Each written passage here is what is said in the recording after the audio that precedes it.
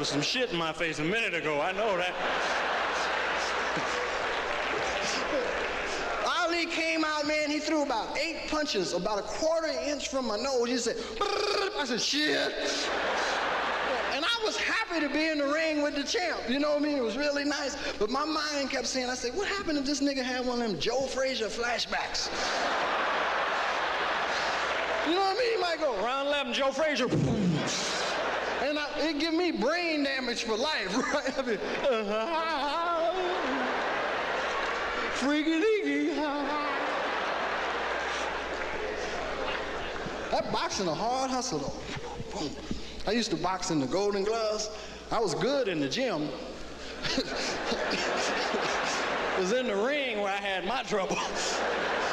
I was a motherfucker in the gym hitting the heavy bag, you know, bam, bam, bam, because the bag don't move. Because you get in the ring, niggas be talking about. I said, hey, coach, what about this shit here? I said, this nigga moving.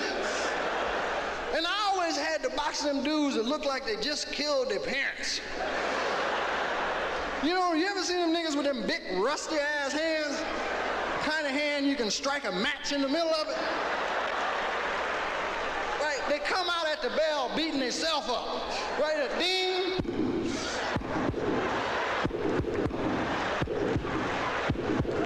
I said, well, he don't give a fuck about me.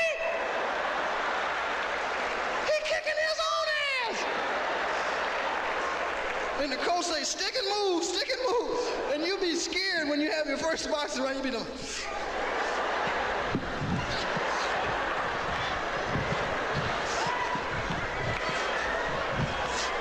And you get one in, right, pip, you look at your own shit, you say, hey, this shit might work. Right, and then you start trying a little bit. Ping, ping, pip, ping, pip, ping. Then it get good to you, right? Ping, ping. And I fucked around, left one of them pings out there too long. And I saw this nigga's eyes got real red. And in his mind, I know he was saying, I'm gonna kill them ribs. And he hit me with a punch he got from Mississippi. It came from Mississippi in slow motion. It said, ooh. Gained momentum in Georgia. Ooh. Swept up through Louisiana. Ooh. And my body said, get the fuck out the way. I couldn't move though. And my mind said, drop your arm, block the punch, and counter with your right. But my arm said, I ain't got nothing to do with it. And he hit me in the ribs and, oh! Ooh. Ah. Ooh. You ever had air leave your body? Air just said, fuck it. Ooh. And then he saw my other side was weak. He said, oh, you want some air? Ooh. And I kept trying to fall. But my legs was in good shape. They wouldn't fall. My legs just looked at me and said, where in the fuck should we fall? Ain't nobody hit us. Shit, you gonna make us look bad because you can't take an ass whooping? You better raise your ass back up there, Jack. I had one nigga whoop me so good, I thought he was playing conga on my body. Cat said, boom, dee, dee, dee, boom, boom, boom, that, boom, boom. I started dancing with the motherfucker. Hey, bang, bang, bang, bang, bang, bang, bang. And what hurts you most in boxing, like when you box, right, is the motherfuckers that hit you in the body. I mean, you can deal with them wild swinging motherfuckers, right? Because you just block the punch, get out. But them body punches, Jack, you come out with your guard like this at first, you be all up here. Okay, about round 5, you come out.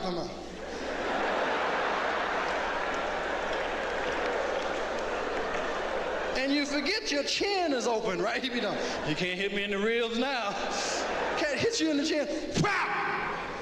And your legs are the first thing to go, right? Your legs say, excuse me.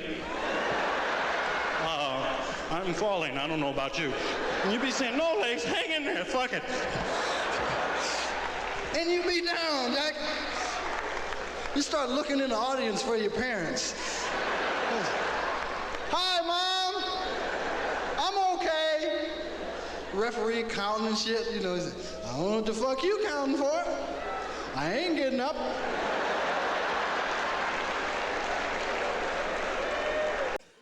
I was 13 years old. I went to Raleigh Massimino basketball camp at Villanova. Yep.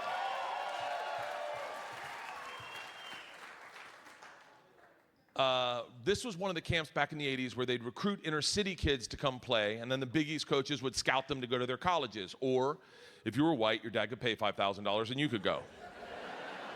It's called white privilege. Now here's the important thing you should know about white privilege. Not every white guy has it. Like, he definitely didn't have it. Nor did he or him with a chest tattoo, or not a lot of white privilege in Philly, I've noticed. If you ever want to experience what it's like to have white privilege, to be a white male in America, very simple. Rent a jet ski.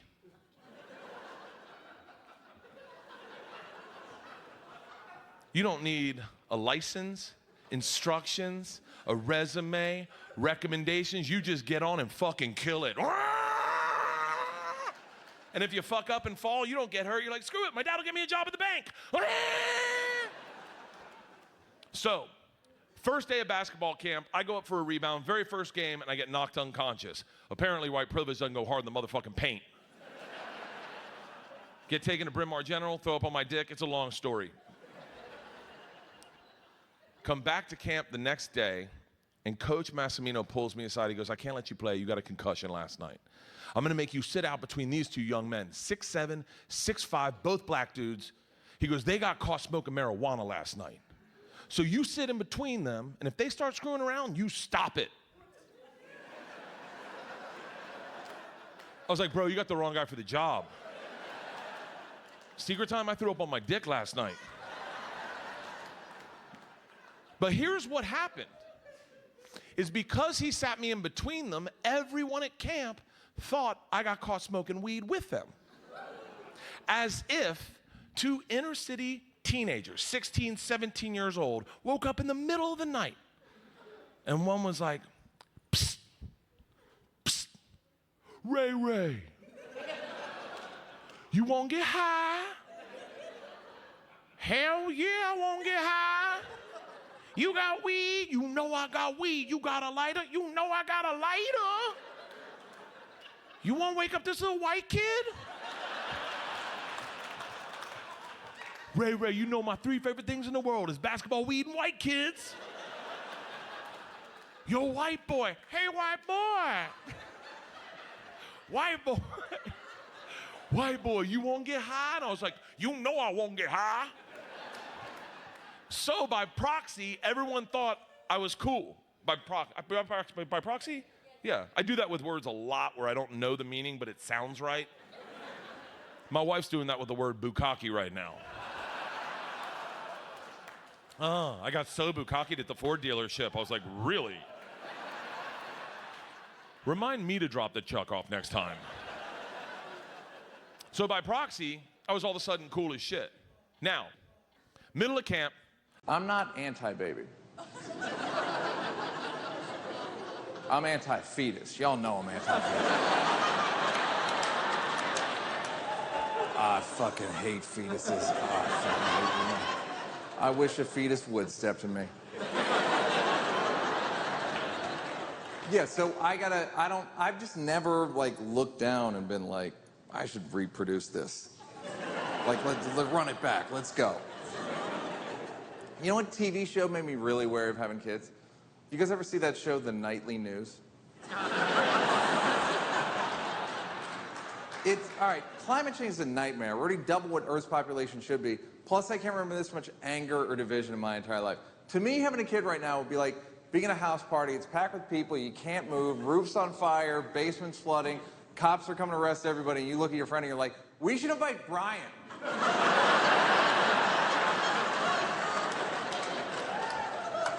But the problem is I gotta tell women on first dates and want to have babies. I guess I don't have to.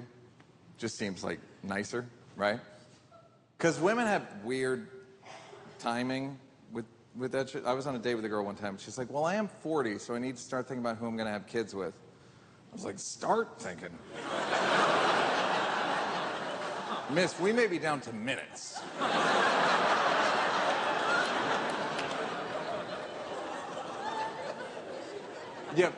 But so I gotta tell women on first dates that I don't want to have kids, which people don't like it.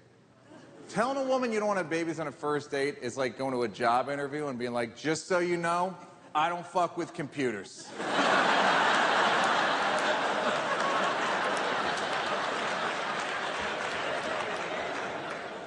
How you want to do this? Yeah, maybe it's luck, maybe it's timing, maybe it's temperament, or, could be, or maybe it's me.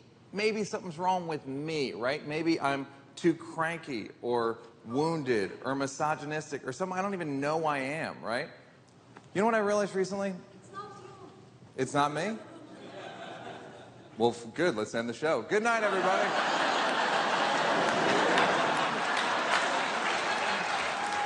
Women, do you see the kind of belief I'm looking for? Just a little.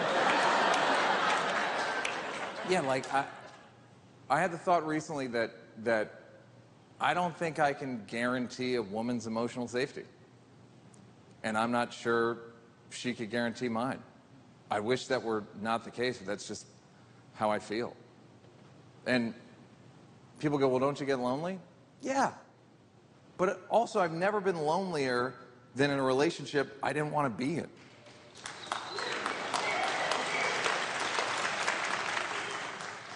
And then with kids, I say it's climate change, and it's not. Secret, it's not. Yeah, I say it's all that stuff, but it's about the emotional connection, because I don't want the kid to come out and I don't feel it. Like, we all know what happened with Keith. And more importantly, my dad had 10 kids, didn't love any of us, right? So I don't want to, I'm half him, so I could repeat that all over again. And people were like, well, why don't you be such a good dad? I'd be a good Marine, too. I don't want to be a Marine.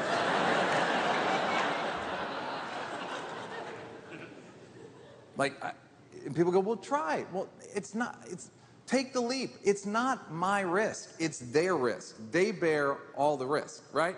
Because if you're born with a parent who doesn't love you, you spend your whole life thinking something's wrong with you.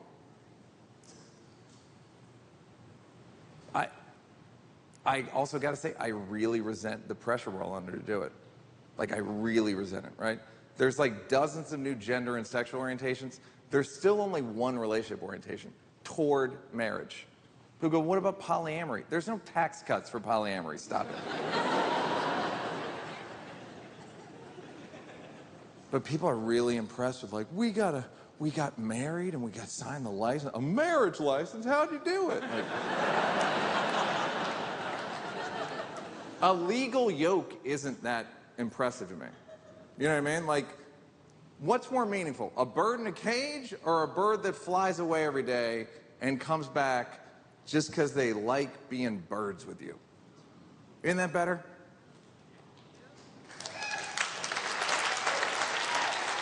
And people say stuff like, well, just the dumb shit. They'll be like, well, if you don't marry her, you won't be able to visit her in the hospital after hours.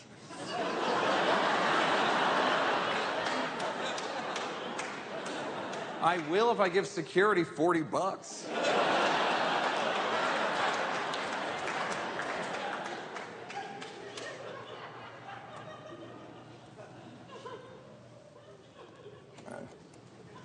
There you go, bird. Also, you ever ask married people how it is? The answers may shock you. By the way, it's not just men either. You ask a woman how marriage is, women sound like a politician ducking a hot button issue. Where you'd be like, hey, Lisa, how are things with you and Mike? And she's like, kids are great.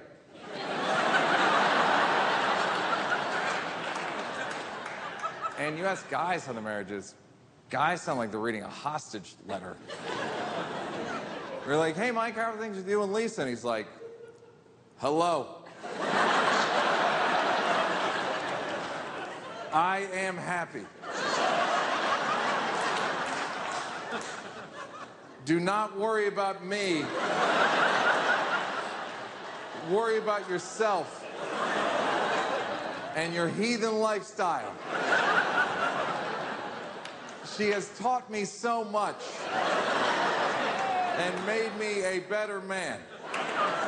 And then she's in the corner like ISIS, like, tell him about the duvet cover.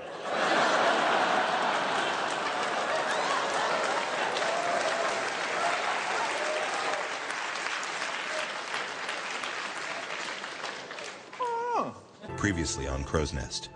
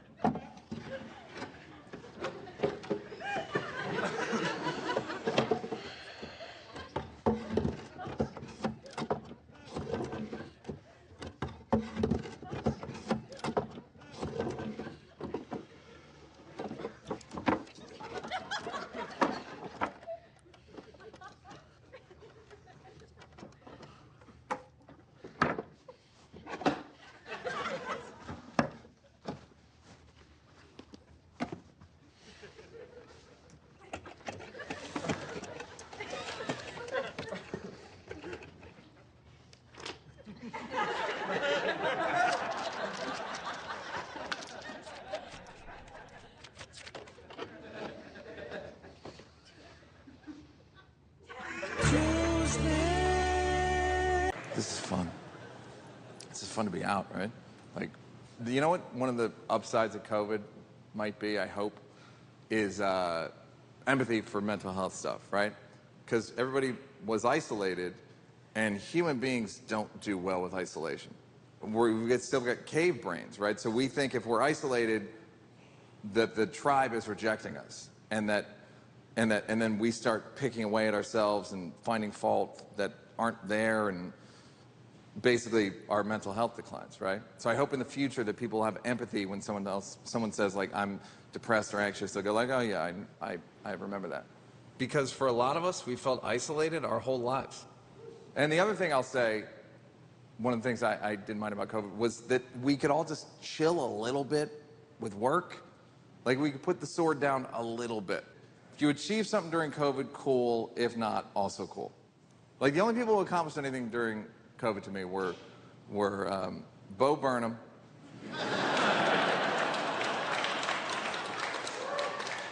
Amazon.com, and the 1998 Chicago Bulls, somehow. They like won again, right? But it was nice to chill out a little bit, but then as soon as the world opened up, I was back comparing myself to other comedians and seeing who was doing whose podcast and who did what venue and how many tickets they sold. And am I too old to be on TikTok? Can a person do lip sync videos and be on cholesterol medication?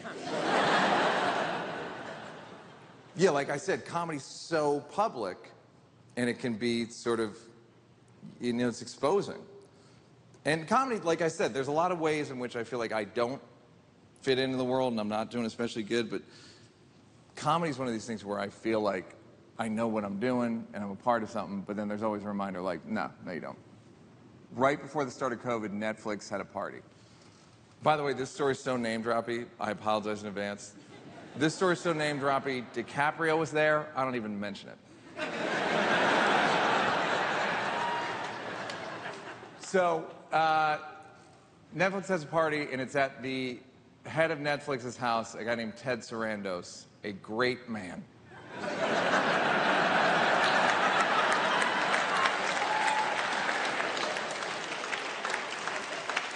A great man.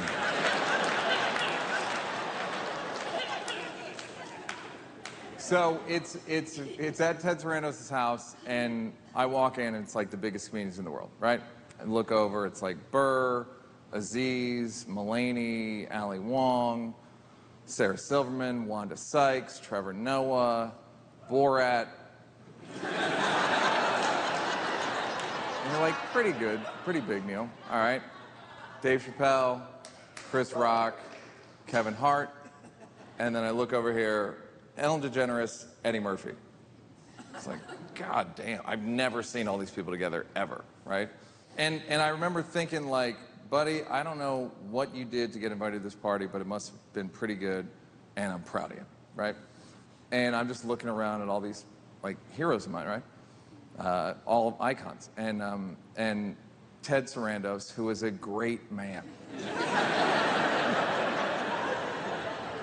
gives a toast, and he goes, "It's such a thrill for me to be in the same room with all of my comedy heroes." And Chris Rock yells out, "And Neil Brennan."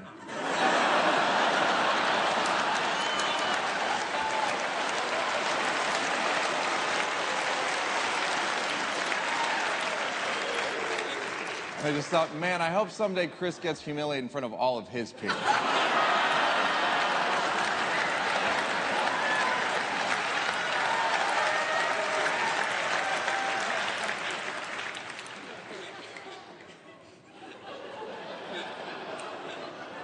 A great joke, by the way. Like, the right joke to make. I just wish I could have been somebody else so I could have enjoyed it more. You know what I mean? Where I was like, oh, fuck, I am Neil Brennan. Shit.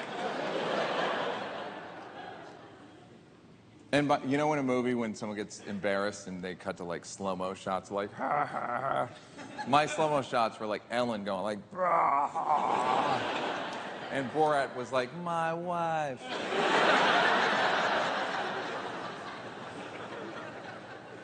But yeah, it just made me like second guess myself as usual, because like all these people are such naturals. Like Dave started doing comedy when he was 14, was good then.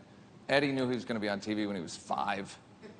Ellen called being on the Tonight Show before she did stand-up. Like just all these like stories, right? And meanwhile, I did it completely backward. I was a writer, and then I became a comedian in my 30s, and you know, I had to like, I'm not like unnatural. I had to like grind and like take vocal lessons and movement classes. I listened to multiple audiobooks about charisma, multiple. I act like this is all past tense. I'm doing it now. See this thing? You know, you're like, that's not a watch. You're right, it's not a watch. It's called a Pavlok. This thing gives me a small electric shock every 3 minutes on stage to remind me to smile more. Been happening the entire show.